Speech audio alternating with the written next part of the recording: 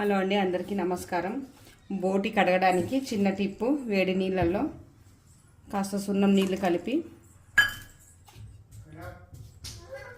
బోటి వేసి 1-2 నిమిషాల తర్వాత తీసి కడిగితే శుభ్రంగా తెల్లగా అవుతుంది.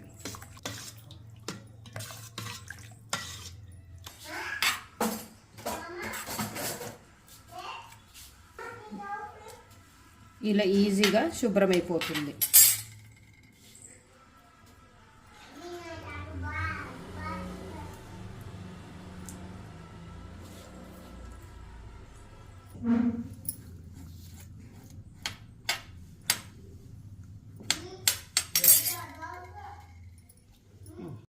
శుభ్రంగా కడుక్కున్న బోటీని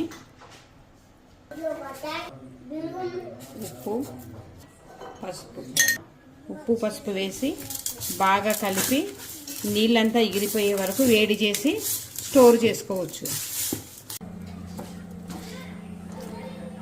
ఇలా నీరంతా ఎగిరిపోయి మెత్తగా ఉడికేంత వరకు ఉడికించుకోవాలి. ఇలా నీరంతా ఎగిరిపోయి మెత్తగా ఉడికేంత వరకు ఉడికించుకోవాలి.